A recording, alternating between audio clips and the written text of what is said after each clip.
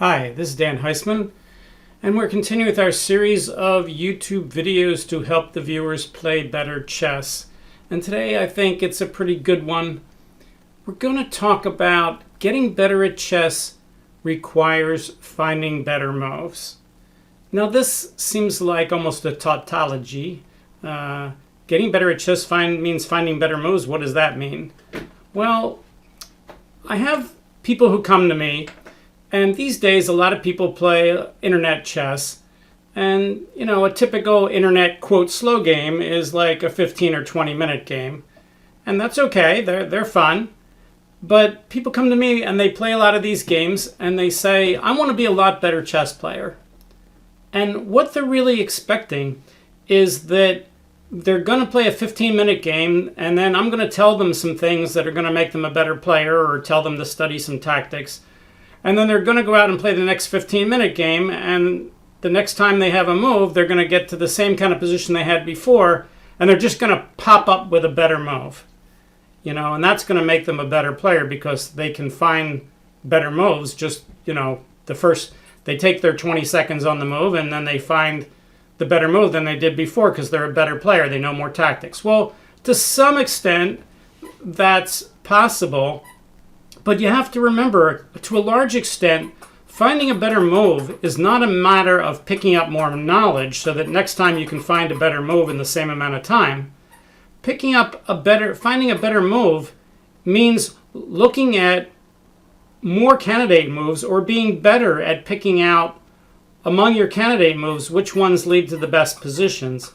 And that's not knowledge, that's skill. That means it takes time for you to find better moves. It means you have the skill that when you take the time and you look at multiple moves, you can include better candidate moves in your list, but you also, in the list that you can pick better candidate moves from your list.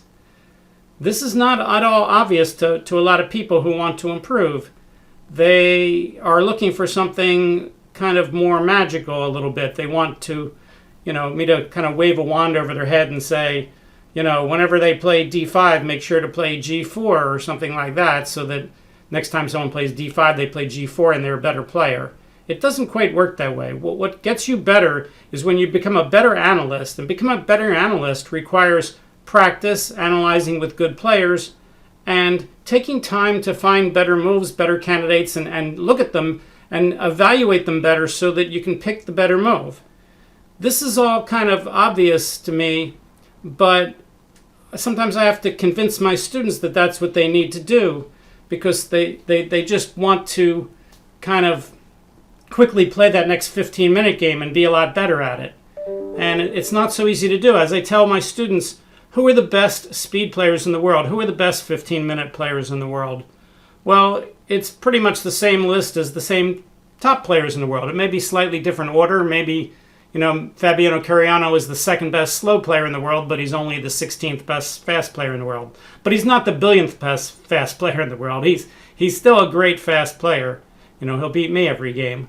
So, these guys got that way by playing a million slow games and learning what to do and learning how to pick out moves and learning to recognize patterns and learning what's good and what's bad and how to evaluate. And that's something we need to do. So let's do that. Let's pick a random position or two for today's video, and we'll talk about what a 15-minute player might do to make his move, and then we'll actually try to find a little bit better move and see how we do. So we need a random game. I have no idea if the game or position I'm going to pick out is a good one for this, but I didn't want to pick out a position I already knew. So let's see, today's the 17th. So let's pick out game 17 in the current Tata tournament. Here it is, 17. All right, it's Carlsen, Zhang, and we got to fix the board so it's exactly fits. Let's take the bottom isn't too bad. Okay, and we'll move it in a little bit. All right, so we've got Carlsen, Zhang, and we need to find a move. Well, I'm not sure what move number is going to be interesting. Let's get past their book moves. So we got d4, knight f6, c4, knight f3, d5, maybe become a... All right, we have a Tarish. Okay, knight takes, pawn takes, knight takes, pawn takes, pawn takes.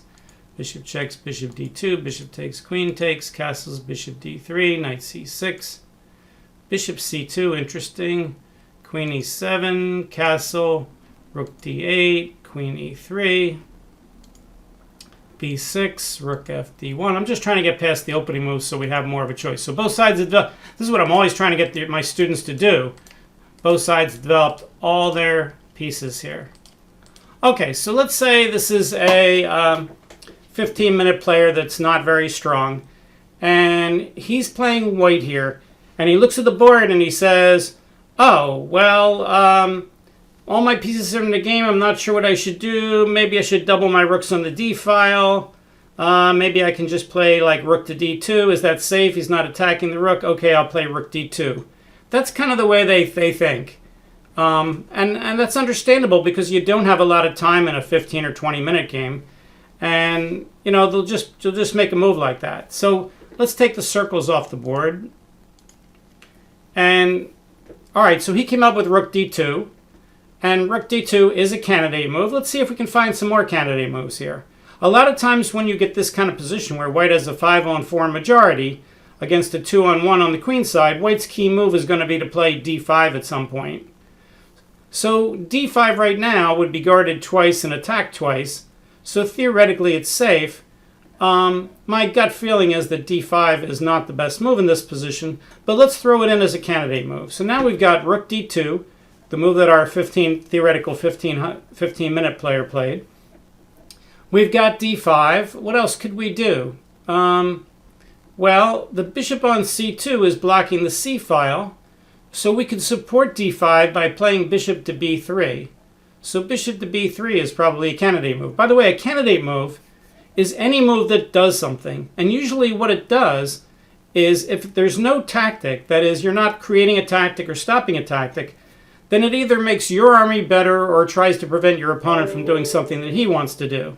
So bishop to b3, you know, supports the d5 break and gets the bishop out of the way of the rook. Now, there's a drawbacks to bishop d3, and that is that the bishop on d3 is not attacking the king side. The bishop on c2 is. So, for instance, we could come up with a candidate move and say, what if white plays like e5 with the idea of playing knight g5 or maybe queen to d3 or queen to e4 and attacking the king side? So that becomes a candidate move now too. The idea of bishop to b3 leads us to the candidate move of maybe e5. e5 makes our d-pawn backward. You know, right now the d-pawn can advance because it's guarded by the e-pawn on e4. Once we push the pawn to e5, then the pawn on d4 can't get up to d5 without support of the pieces, and that makes it what's called a backward pawn. There's a lot of different definitions of backward pawn, but that's a really good one. So e5 makes the d-pawn backward, but it does point white's pieces all toward the king side and opens up that bishop diagonal. So e5 becomes a candidate move, bishop b3, rook to d2. What else could we said? D5 is possibly a candidate. White could play knight to g5 right away, but it seems a little premature. I don't think he would do that. Might not even be safe after knight takes d4. We'd have to analyze it. So what else can white do? White could be worried about black playing knight to b4, so I guess he could play a3. The pawn on a3 is guarded by the queen on e3. In this kind of position, black often wants to play knight to a5 to knight to c4. So once he does that, white could try to counter him with a move like knight e5 or knight d2, but he doesn't want to play those moves now because black is attacking the d-pawn twice and white's guarding it 3 times, so moving the knight off of the d-pawn doesn't really work. Knight e5, black could play knight takes e5, doubling white's pawns. That would be very bad in this position. And on knight d2, black can probably just play knight takes d4. So those moves don't really do anything. So far we've got bishop d3, a3 probably not, rook d2. We could look at rook d3 instead of rook d2. e5, d5, probably not knight g5. White could create luft for his king and play h4 or maybe h3. The idea of h4 is to push the h-pawn down the board and try to weaken black's pawns. Maybe play h4, h5, h6. Not a ridiculous idea in this kind of position. Okay, so e5, d5, h4, rook d2, bishop b3.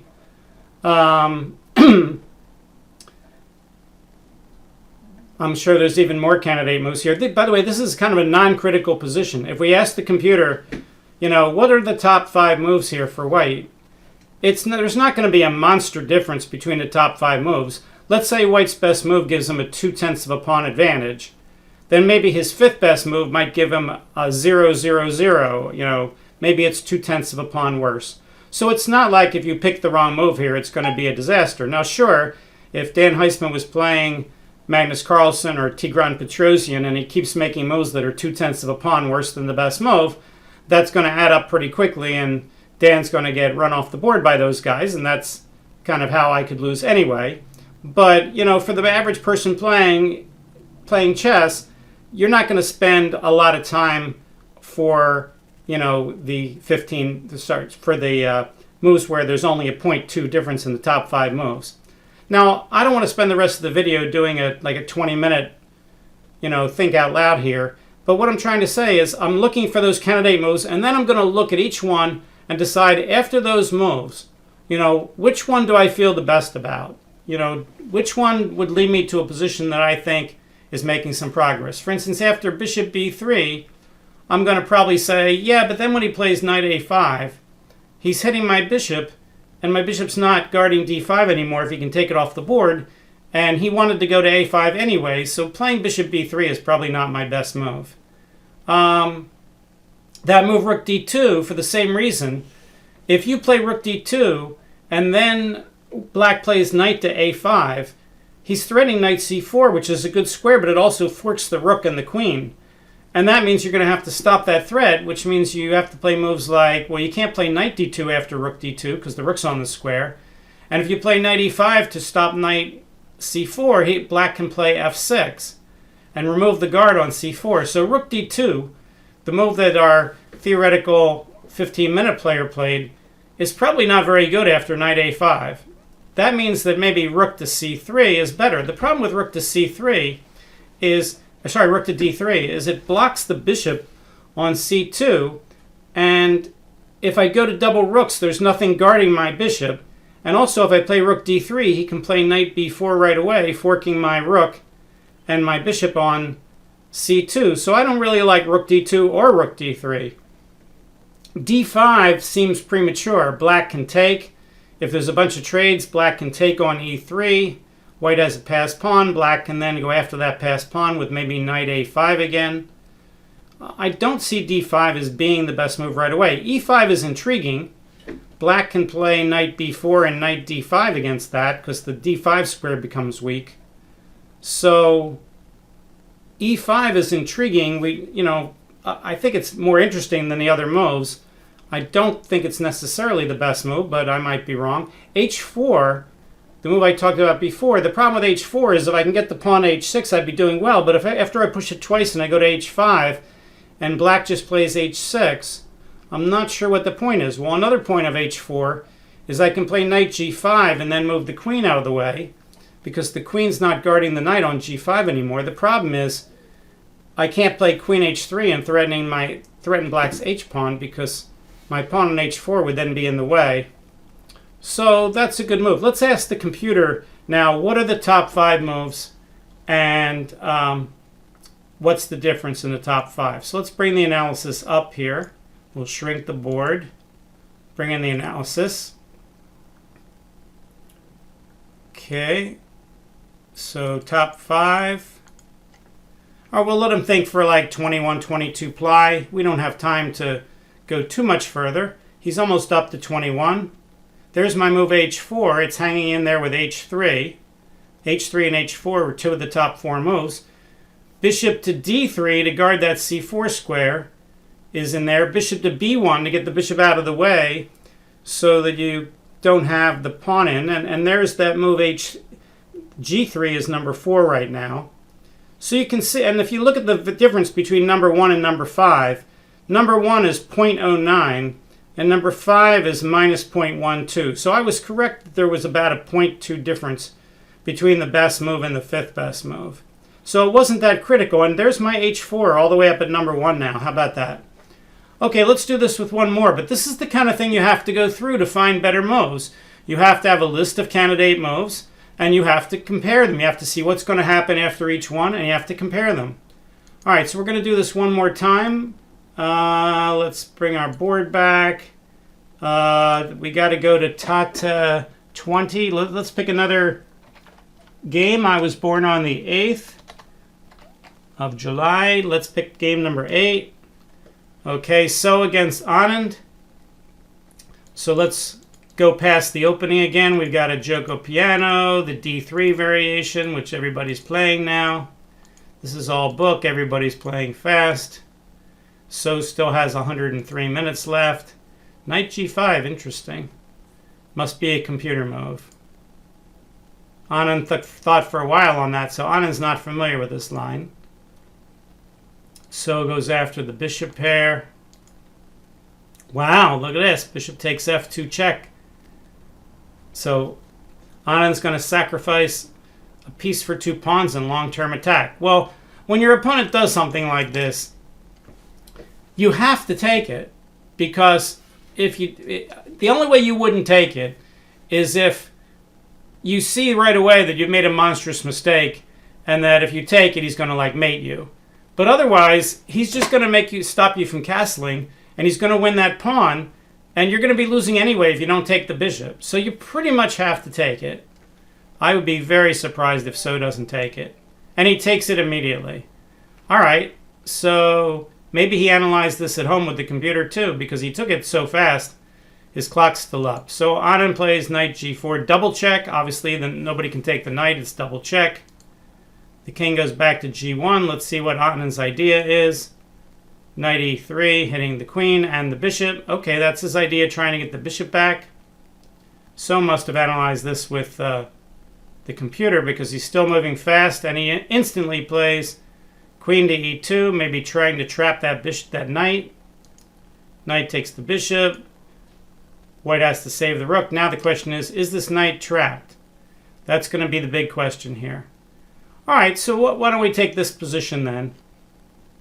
All right, so what would our theoretical 1500 player do? Well, sometimes when they see their knight's trapped, they would give it up for a pawn, but right now the knight can't even take a pawn. I assume they would see that the knight might get trapped, and they might start thinking that, well, maybe I can get my queen down to d3 and guard it. So maybe let's say they're going to play a move like queen to d7, with the idea of rook a d8 and then queen d3 to guard the knight. Okay, so that's their plan, queen d7. And they play queen d7 and hit the clock. All right, so now we're going to look at candidate moves. All right, well, obviously queen d7 is a candidate move. The problem with a move like queen d7 is if white simply moves the knight on f3, then black doesn't have time to play queen d3, because the queen on d7 isn't guarded by the rook on d8 yet, and after knight f3, the white's just threatening queen takes c2. And there may be no defense against that, but it tells you that a move like queen d7 to try to save the knight if white doesn't play a move like knight f3 is maybe a waste of time. So let's see what else black can do. Black can go after the dark squares. For instance, he can play a move like queen to h4 or queen to g5, and with the idea of trying to come down to e1 or f2 or something like that. So those are ideas. How about queen f6, with the idea again of maybe bringing the queen down. So those are all moves. Black can also play interesting moves like either knight to d4. And if white takes with the pawn, black can take back either with a knight and get an outpost knight and a pawn for his knight, trapped knight, or he can play queen takes d4 check. Now, if black loses that knight on c2, the game's going to pretty much be lost, because white would be up a whole piece, even though his position would be kind of awkward. Black right now only has one pawn for the knight. So in order to really figure out the best move here, this is a much more critical position than the one we looked at in the previous game. Black's going to have to think a while here and figure out of all my candidate moves, if white plays a move like, just plays a move like knight f3 on the next move, you know, what can I do to try to get that knight out? So, for instance, queen g5, knight f3 hits the queen twice with the knight and the bishop. That's probably not going to work, although black has moves like queen to g3 there. And if queen takes c2, then rook takes f3. So that's not completely ridiculous. What else can black do? It's queen to g5 threatens queen knight e3 or queen e3 check, getting the knight out. If black can get the knight out, of course, then it's black winning, not white. So let's look at that line a little closer. So queen g5, knight f3, hitting the queen twice, queen to g3. And now we just said that queen takes c2 is not possible because the rook takes f3. So what would white do instead after knight f3, queen g3? White could play bishop d2. That's an interesting line. I guess white could play queen f2 and try to trap the knight with another piece. What else could black play? Can black play b4, b5, b4 and try to get the knight out that way? I don't think so. Can black get the queen to the diagonal of where the king is? I don't see. He'd have to move the c-pawn, and that's not so easy right away. Can he do other things on the dark squares? It's looking like he's going to have to do something on the dark squares on the king side. The point is white needs tempos to try to get the knight on c2. So this would be a difficult move for Anand. You know, he obviously has something in mind here. But, you know, our 15-minute player, this would not be an easy position to play in 15 minutes. Well, everything's easy in 15 minutes because you only have about 20 seconds a move. By the way, how do I figure that out? You have a 15-minute game. Let's say it's a 15-0 game. I mean, most people play with small increments, but let's say it's 15-0. 15-0 is 900 seconds. The average game is 40 moves. 40 into 900 is 22 and a half. So, yeah, 22 and a half seconds per move. But here, black needs to find something good. If he just quickly makes a move like queen d7 and white plays knight f3, and white's able to, let's say black then plays knight to d4, c takes d4, e takes d4, and white's up a piece. Black's got 2 pawns for it, but that doesn't seem to be enough. It's not ridiculous, but this is the kind of position where, you know, black needs to come up with an idea, or if he already had one from an earlier move because he played slow earlier, he needs to show it now. Okay, so again, you know, there's lots of candidate moves. Moving a knight to d4 is a candidate move. Queen d7 is a candidate move. Moving a queen to a dark square on the king side, even though he can be attacked, is a candidate. I don't like queen f6 as much because then after knight f3, the queen looks a little silly on f6. But allowing the pieces to threaten you with like queen g5, knight f3, queen g3 is not ridiculous. Even though at first glance it looks like it's not a great idea. If queen d7, knight f3, what would black do? Let's say he does play rook a d8. Let's look at that line. Queen d7, knight f3, rook a d8, queen takes c2, queen d1 check, queen takes d1 forced, rook takes d1 check, king h2. Now what could black play? I guess he could play rook takes h1 check, king takes h1, but then he can't play rook f1 check because the knight on f3 is blocking it and he can't pin that bishop on c1. If he could pin that bishop on c1, he'd be okay.